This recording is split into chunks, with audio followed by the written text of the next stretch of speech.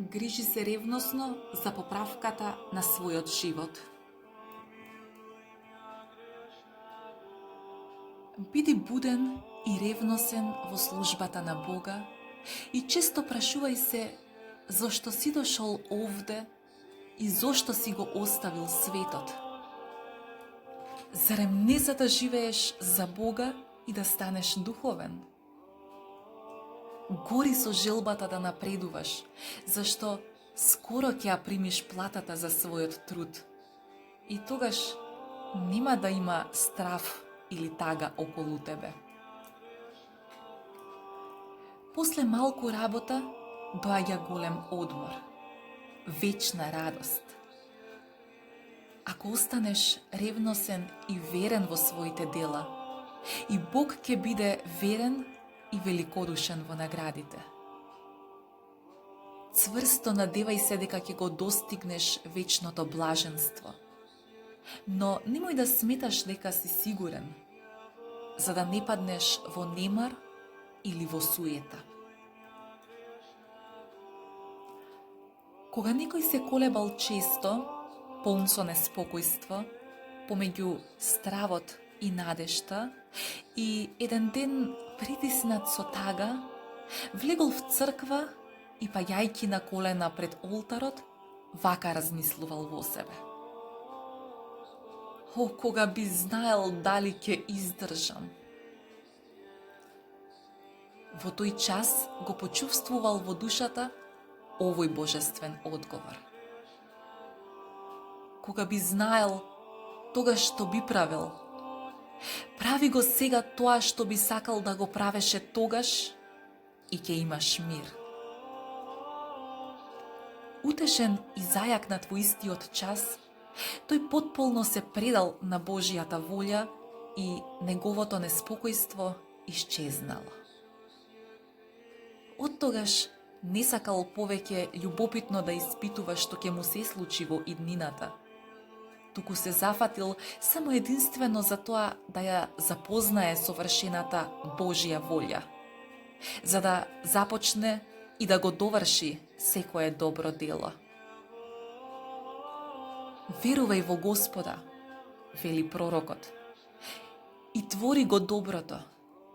Тогаш остануваш во земјата и ги уживаш нејзините добра. Едно е тоа што одвратува од напредокот и ревната поправка, а тоа е стравот пред тешкотиите и маката во работата.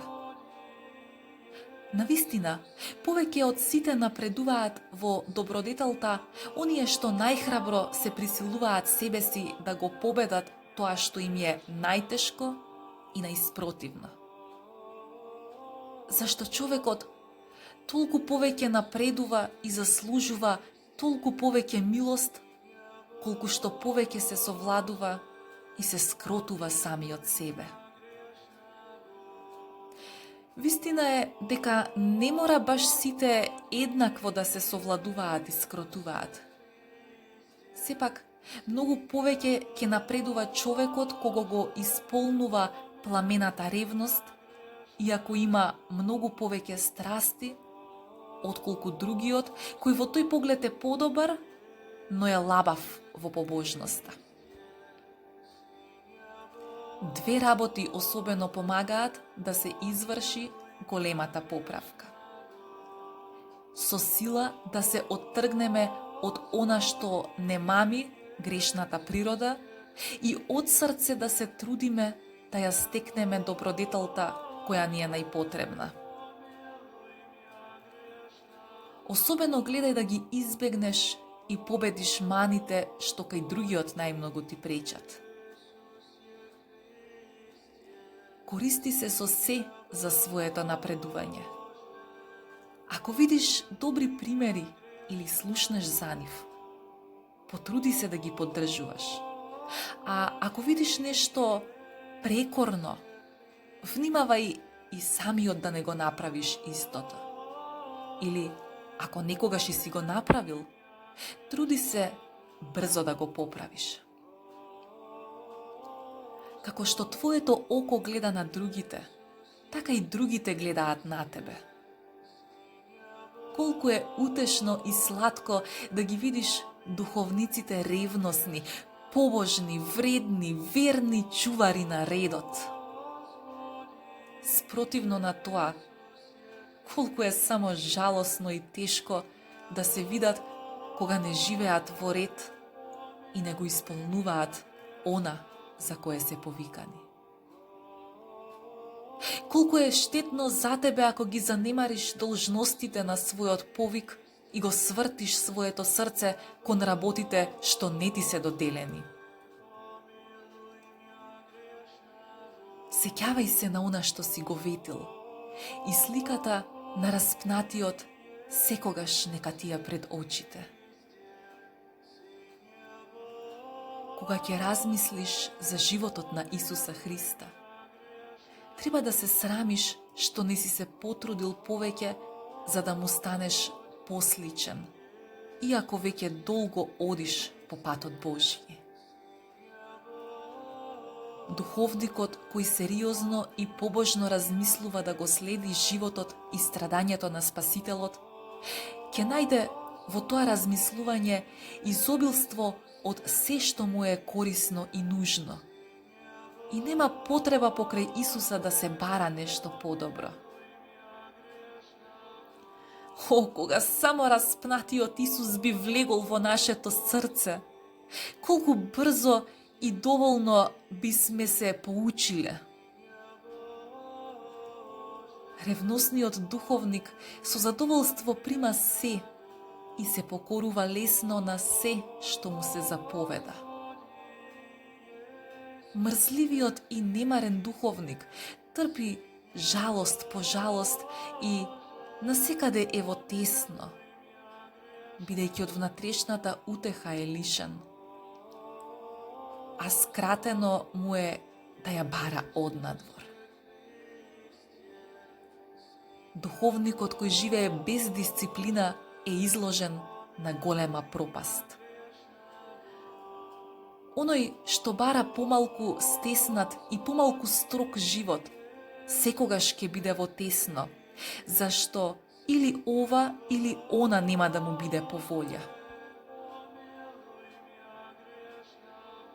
Што прават другите духовници кои по манастирите живеат според строгите манастирски правила?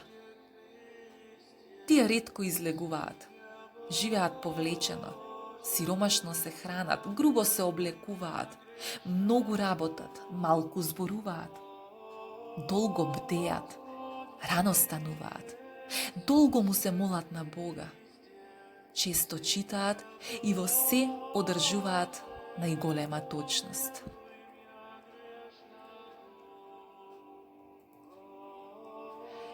И затоа би било срамно ако мрзеливоста те оддалечува од светиот чин, тогаш кога толку многу духовници започнуваат да го слават Бога. Кога никогаш не би имал ништо друго да работиш, освен постојано со сето срце и со сета уста да го славиш Господа. Кога никогаш не би морал да јадеш, ни да пиеш, ни да спиеш, туку секогаш само Бога да го фалиш и да му служиш. Тогаш би бил многу посреќен отколку сега, кога си подчинет на телото и на сите негови потреби.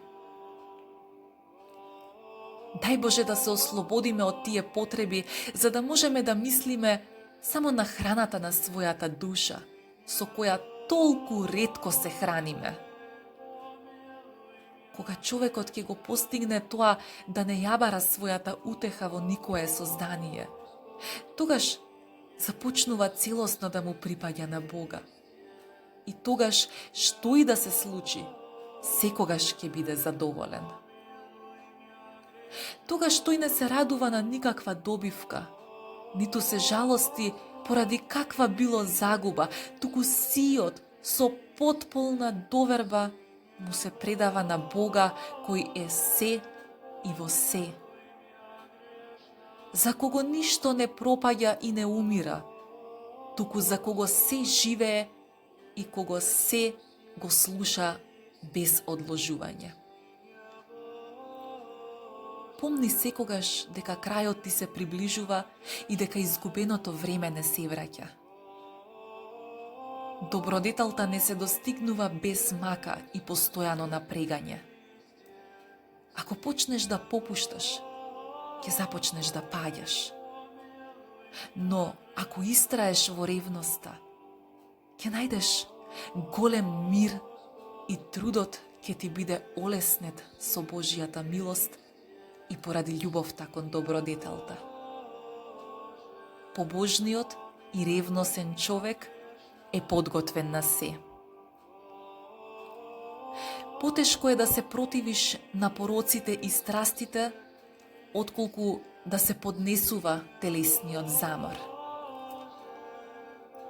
Оној што не ги избегнува малите грешки, малку по малку ќе падне во поголемите. Ќе бидеш весел навечер ако денот корисно си го употребил. Внимавај на себе, поттикнувај се, опоменувај се и што било да прават другите, немој да се занемариш себе си. Ќе напредуваш само толку колку што самиот себе ќе се надвладееш. Амин.